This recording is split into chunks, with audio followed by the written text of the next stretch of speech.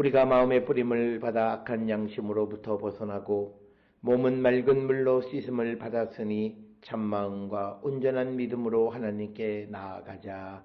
아멘. 전능하사 천지를 만드신 하나님 아버지를 내가 믿사오며 그 외아들 우리 주 예수 그리스도를 믿사오니 이는 성령으로 잉태하사 동정녀 마리아에게 나시고 본디오 빌라도에게 고난을 받으사 십자가에 못 박혀 죽으시고 장사한 지 사흘 만에 죽은 자 가운데서 다시 살아나시며 하늘에 오르사 전능하신 하나님 우편에 앉아 계시다가 저리로서 산자와 죽은 자를 심판하러 오시리라.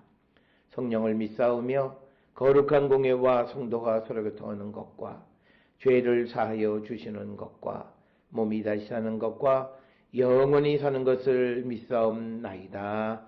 아멘.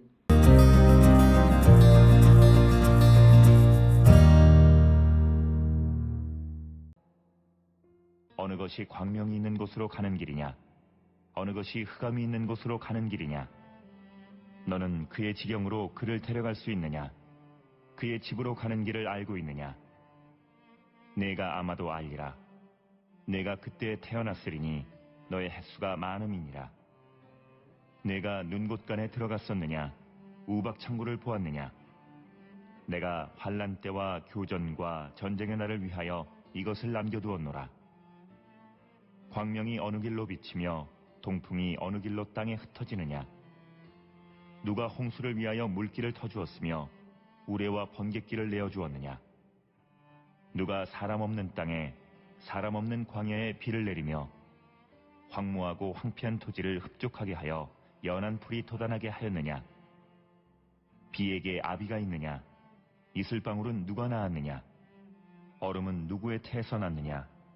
공중의 서리는 누가 낳았느냐?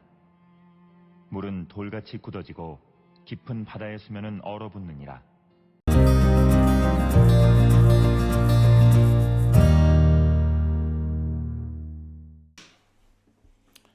오늘 우리가 함께 읽은 욥기 38장 19절로부터 30절에 있는 말씀 역시 하나님께서 욥에게 지속적으로 말씀하시는 그 내용을 기록하고 있고 전반적인 그런 대화 말씀하시는 방식은 수사적인 질문을 욥에게 제시하시는 그런 방식을 사용하고 있는 것을 우리가 알 수 있습니다. 따라서 오늘 주시는 19절에 보면 어느 것이 광명이 있는 곳으로 가는 길이냐, 어느 것이 흑암이 있는 곳으로 가는 길이냐. 즉 오늘 주시는 본문에서 19절에서는 길에 관한 질문입니다. 어느 것이 빛으로, 어느 것이 흑암으로 가는 것인지 아느냐 질문하시는 거고, 그러면서 20절에 너는 그의 지경으로 그를 데려갈 수 있느냐, 그의 집으로 가는 길을 알고 있느냐. 즉 욥에게 지속적으로 질문하시는 것이 그 어떤 흑암의 집으로 또는 광명의 집으로 가는 길을 알고 있느냐.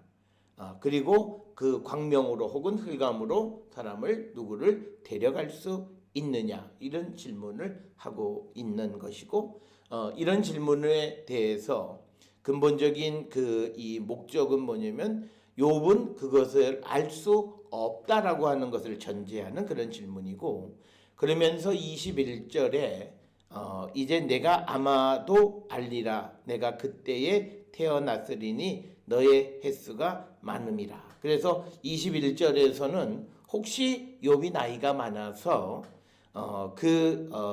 길과 장소가 세워질 때 태어났기 때문에 혹시 알 수 있을까 이렇게 이야기합니다. 혹시 알 수도 있을 것이다. 이건 뭐냐면 경험으로 혹시 네가 알 수 있을런지는 모르겠다라고 하는 겁니다. 그러면서 22절에 내가 눈 곳간에 들어갔었느냐 우박 창고를 보았느냐. 즉 이 말은 하나님께서 이제 질문을 바꿔서 눈을 모아두는 창고나 우박의 창고를 보았느냐 이렇게 질문을 합니다. 즉 우리가 잘 알다시피 우박은 하나님께서 무기로 사용하는 것입니다. 여호수아 10장 11절에 기록되어 있고, 그 다음에 이 우박이라고 하는 것은 출애굽기 9장 18절에서 26절에 보면 그 피해가 매우 심해서 재앙으로 이렇게 여겨진 거죠. 그래서 그런 눈이나 우박을 가둬두는 창고를 네가 보았느냐 이렇게 질문을 하시고, 또 23절에서는 내가 환난 때와 교전과 전쟁의 날을 위하여 이것들을 남겨두었다. 그러니까 하나님께서 이제 그 하늘의 무기고의 눈 우박을 저장하신 것은 환난의 때를 위해서 남겨둔 것이다. 그런데 네가 그것을 보았느냐라고 지금 질문하시는 것이 오늘 주시는 23절의 그런 말씀이 되겠고, 그래서 24절에 광명이 어느 길로 뻗치며 동풍이 어느 길로 땅에 흩어지느냐. 즉 이 말은 뭐냐면 광명이 어느 길을 비추고 동풍이 어느 길로 땅에 흩어지는가, 어떻게 바람이 부는가라고 하는 것을 네가 아느냐라고 하는 그런 수사적인 질문이 되겠고, 이 질문에 대해서 우리가 다른 어떤 성경의 기록들을 통해서 보면 사람은 바람이 어디서 불어서 어디로 가는지 알 수 없다, 이렇게 우리가 이야기를 하는 겁니다. 그래서 오늘 주시는 말씀처럼 이 동풍이 어느 길로 땅에 흩어지느냐, 이 동풍이 어느 길로 땅에 흩어지느냐라고 하는 이 말을 직역하면 동풍이 불어오는 그 시발점에 가본 적이 있느냐, 이런 질문이 됩니다. 그러니까 어디서 불어서 어떻게 가는지를 네가 본 적이 있느냐, 아느냐라고 하는 그런 질문이 되겠고, 이어지는 25절에서 누가 홍수를 위하여 물길을 터 주었으며 우레와 번개길을 내주었느냐. 즉 25절에서는 홍수의 물길을 터 준 사람이 누구고, 그 다음에 하늘의 우레와 번개에게 길을 내준 사람이 누구냐. 역시 이것은 하나님이시다라고 하는 것을 말하는 거고, 이 질문을 받게 되어지면 욥은 스스로 대답하길 하나님이십니다, 하나님이십니다, 이런 대답을 할 수밖에 없다라고 하는 거고요. 특별히 또 26절에서 누가 사람 없는 땅에 사람 없는 광야에 비를 내리는가. 그러니까 우리가 잘 아는 것처럼 광야에도 가끔은 비를 내리는 겁니다. 그런데 하나님께서는 이 버려진 곳에도 비를 내려주시는 분이시다라고 하는 겁니다. 이런 것은 하나님밖에는, 인간은 당장 자기 눈앞에 있는 것, 자기 눈앞에 있는 것에만 필요를 공급해 주는 것인데, 하나님은 사람이 없는 광야에도 비를 내려주시고 모든 것을 준비하시는 분이다 라고 하는 것을 강조하는 그런 말씀이 되겠고, 또 27절에 황무하고 황폐한 토지를 흡족하게 하여 연한 풀이 돋아나게 하였느냐. 즉 황무지에 비를 내려서 그 풀이 돋아나게 한 분이 누구냐, 하나님이시다라고 하는 것입니다. 그래서 우리가 세상을 살아가는 데 있어서 인간의 생각과 전혀 다른 그런 일들을, 위대하신 일을 행하시는 분은 여호와 하나님 한 분이시다라고 하는 것을 강조하는 그런 말씀이고, 또 28절에 보면 질문하기를 비에게 아비가 있느냐, 이렇게 질문을 하고, 이슬방울은 누가 낳았느냐.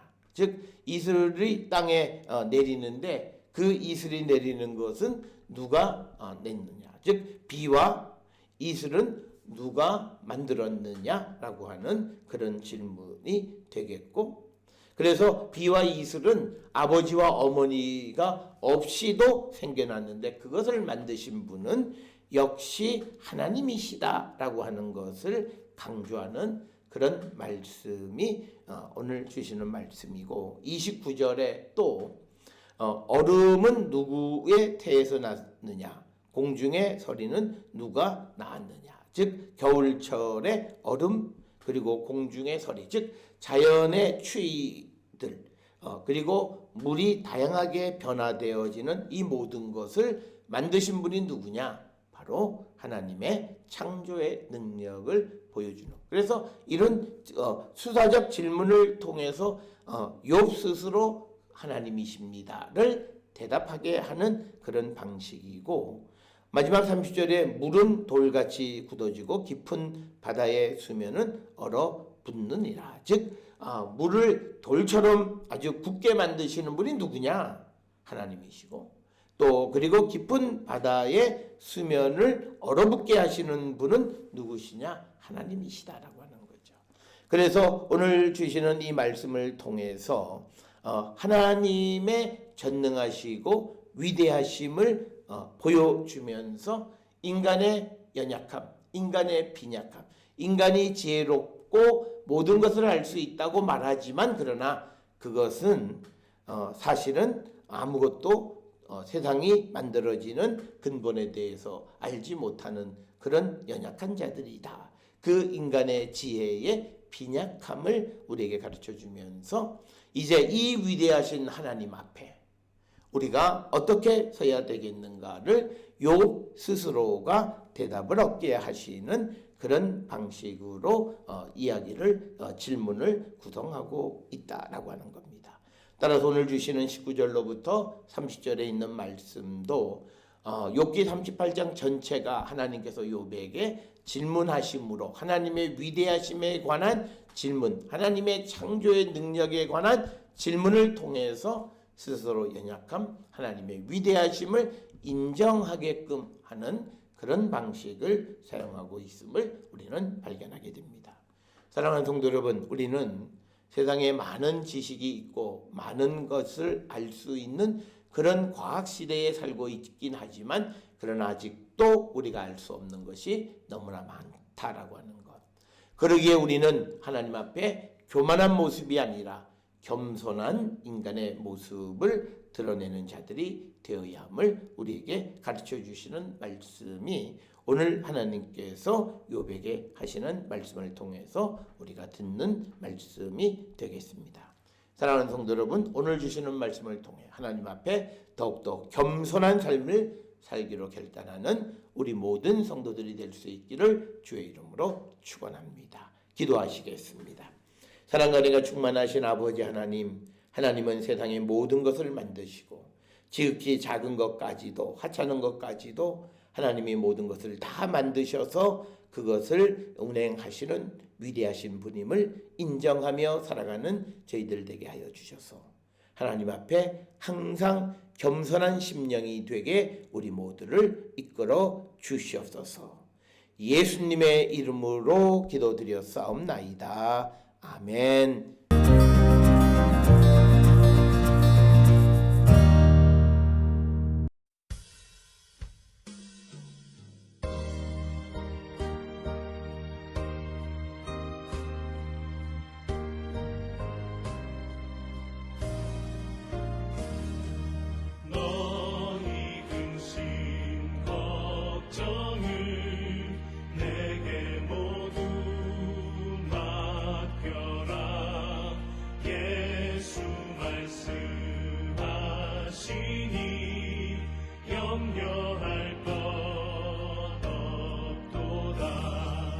하나님의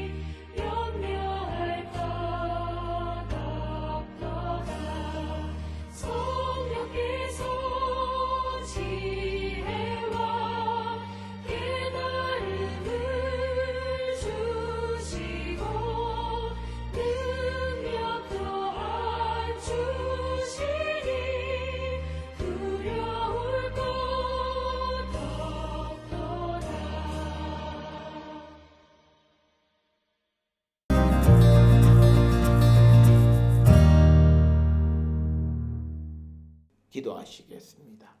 이제는 우리 주 예수 그리스도의 은혜와 하나님 아버지의 무한하신 사랑과 성령의 위로 역사 교통하심이 하나님의 위대하심 앞에 무릎을 꿇고 겸손한 자의 삶을 살기로 결단하며 세상을 향해 나가는 우리 모든 성도들 머리 위에 지금으로부터 영원토록 함께 할지어다.